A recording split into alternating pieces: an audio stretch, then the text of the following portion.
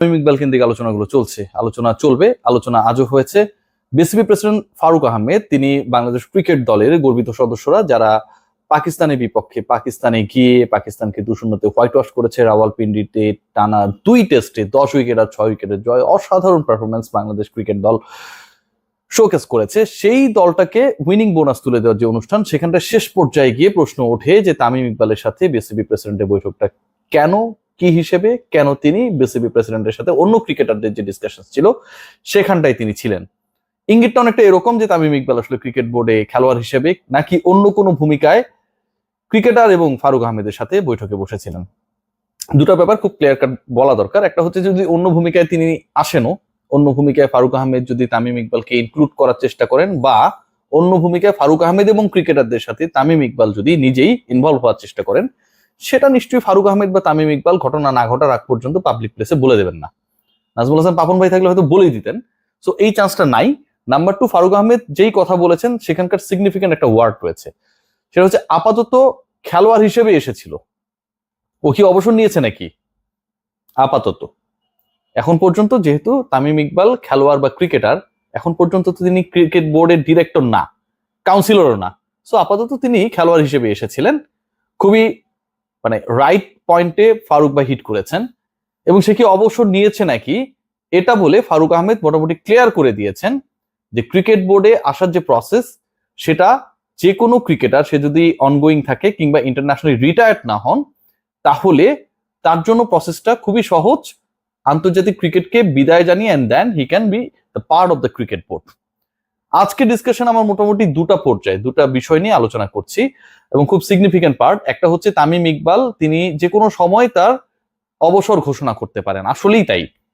তামিম ইকবালের এই মুহূর্তের যে অবস্থান, আমি একটু যদি আপনাদেরকে পাস্টে ফিরে নিয়ে যাই, যে তামিম ইকবালের বিভিন্ন সময় প্র্যাকটিস সেশন শুরু করবেন, প্রিপারেশন শুরু করবেন, আন্তর্জাতিক ক্রিকেট হোক ঘরোয়া ক্রিকেট হোক, সেটা ফেরার জন্য এই যে ডিসকাশনটা ছিল মোটামুটি কয়েক মাস থেকে, এবং তামিম ইকবাল সেটা শুরু করবেন।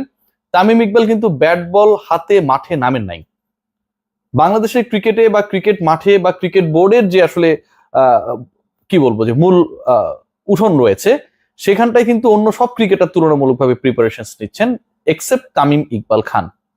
তামিম ইকবালের তো সামনে হচ্ছে ঘরোয়া ক্রিকেটও রয়েছে, বিপিএল রয়েছে, আরো অনেক কিছুই রয়েছে। তামিম ইকবাল কিন্তু কোনো কিছুর জন্য প্রিপারেশন নিচ্ছে না। কেন নিচ্ছে না? কারণ তামিম ইকবাল সেটা জানেন যে পরবর্তীতে তামিম ইকবাল কোন রোল প্লে করতে যাচ্ছেন, ক্রিকেট বোর্ডও সেটা জানে। দ্বিতীয় যে পয়েন্টটা একটু যদি ব্যাখ্যা করার চেষ্টা করি, যে তামিম ইকবালের সাথে ফারুক ভাই বলেছিলেন যে তিনি বসবেন, তিনি চান শুরুর দিকের যে সংবাদ সম্মেলন, যে তামিম ইকবাল যতদিন তার ফিটনেস রয়েছে, যতদিন তিনি খেলার অবস্থায় রয়েছেন, তিনি যেন খেলেন। সকল বোর্ড প্রেসিডেন্টই এমনটা চেয়েছেন। পাপন ভাই আসি বলে বসি বলে আসলে শেষ পর্যন্ত বসতে পারেননি তামিম ইকবালের সাথে। কিন্তু ফারুক আহমেদের তো আসলে এরকম কোন ধরনের পাশ কাটানোর অন্তত মানুষ তিনি না। তামিম ইকবালের সাথে তার আন্তর্জাতিক ক্যারিয়ার নিয়ে, তার ক্রিকেটীয় ভবিষ্যৎ নিয়ে বসি করে বসতে পারবেন না ফারুক আহমেদ, এটা আমি বিশ্বাস করি না। এবং অনেক দিন গড়িয়েছে যে এই সময়টাতে মোটামুটি ফারুক আহমেদ বাংলাদেশে এভেলেবেল, মাঝখানে মালয়েশিয়ায় গিয়েছিলেন, মাঝখানে দুবাইতে গিয়েছিলেন, আবার ব্যাক করেছেন যেহেতু আইসিসি মিটিং ছিল। তামিম ইকবাল দুবাই ঢাকা করতে করতে মোটামুটি ঢাকাতেই রয়েছেন। সো এই দুই পক্ষের মধ্যে কথা হচ্ছে না তা কিন্তু না, কিন্তু একটা কথা হচ্ছে না, বা একটা কথায় ফুল স্টপ হয়ে গেছে, সেটা হচ্ছে তামিম ইকবাল আন্তর্জাতিক ক্রিকেটে কবে ফিরবেন। আমি যদি বলি যে গত রাতেও হচ্ছে তামিম ইকবাল খান ক্রিকেটারদের সাথে আড্ডা দিয়েছেন, মুশফিকুর রহিমের মেয়ের বার্থডে ছিল, সেখানটার পরে আমরা মোটামুটি দেখেছি সবাইকে। এর আগের দিনও যদি আমরা খেয়াল করি যে বাংলাদেশ দল যখন প্রধান উপদেষ্টার সাথে দেখা করতে যায়, সেই সময়টা তামিম ইকবাল সেখানটায় ছিল। অনেক মিডিয়া আসলে অনেকভাবে রংচং চড়ানোর চেষ্টা করছে, তামিম ইকবালের উপস্থিতি নিয়ে অনেকের খুব সমস্যা শুরু হয়ে গেছে, গ্যাস্ট্রিকের ব্যথা হয়েছে। যাই হোক, সেটা তারা তাদের মতো করে ব্যাখ্যা বিশ্লেষণ করবে। ব্যাখ্যা যেটা, সেটা হচ্ছে তামিম ইকবালের সাথে ফারুক ভাইয়ের দেখা হচ্ছে। তামিম ইকবাল এর আগে ক্রিকেট বোর্ডে ক্রিকেটারদের সাথে যতটুকু ওপেনলি এসেছেন, এখন তার থেকে বেশি আসছেন। এবং এত কিছু হওয়ার পরেও, এত দেখা সাক্ষাৎ হওয়ার পরেও তামিম ইকবালের ভবিষ্যৎ, তামিম ইকবাল আন্তর্জাতিক ক্রিকেটে ফিরবে কি ফিরবে না, এই ব্যাপার নিয়ে সবাই চুপ। একটাই কারণে, কারণ তামিম ইকবালকে ভিন্ন রোলে বাংলাদেশ ক্রিকেট বোর্ড আনতে যাচ্ছে, এবং সেই রোলটা হচ্ছে ক্রিকেট বোর্ডের পরিচালক। কারণ ক্রিকেট বোর্ডের পরিচালক যদি তামিম ইকবাল খান হতে যান, তাহলে সবচেয়ে সিগনিফিকেন্ট পার্ট কি? তামিম ইকবালকে তো ক্রিকেটার এবং ক্রিকেট বোর্ডের পরিচালক, এটা যদি হয় তাহলে এটা মাশরাফি আর সাকিবের মতো হবে, যে তারা একই সাথে খেলবেন, ক্যাপ্টেন্সি করবেন, এটা ওটা করবেন, আবার এমপিও থাকবেন। নিশ্চয়ই সেই জিনিসটাকে ফারুক আহমেদ এন্টারটেইন করবে না। নিশ্চয়ই সেই জিনিসটা বা একই রকম জিনিসের রিপিটেশন হোক, সেটা তামিম ইকবাল খানও চাইবে না।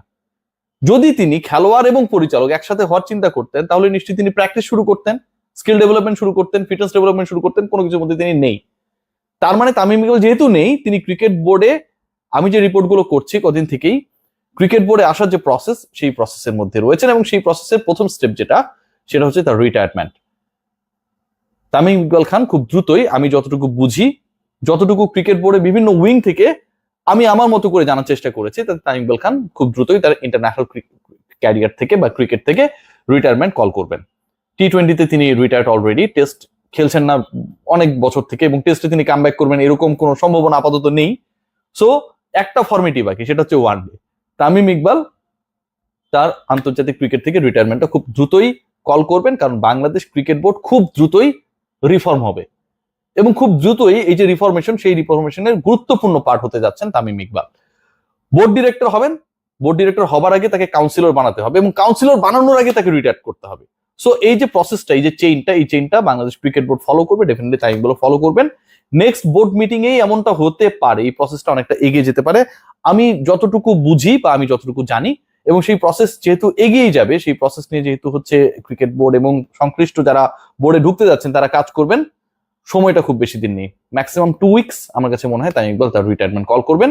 এবং তামিম ইকবাল যদি তার রিটায়ারমেন্ট কল করেন, এটা নিয়ে কোনো ধরনের আর ডাউট থাকবে না যে Tamim Iqbal Khan is going to be the part of Bangladesh cricket board and he is going to be a vital part of Bangladesh cricket board. কারণ ক্রিকেট বোর্ডের সবচেয়ে প্রাণের জায়গা, নিউক্লিয়াস হিসেবে যদি আপনি কোনো একটা ডিপার্টমেন্টকে চিহ্নিত করেন, সেটা হচ্ছে ক্রিকেট অপারেশনস।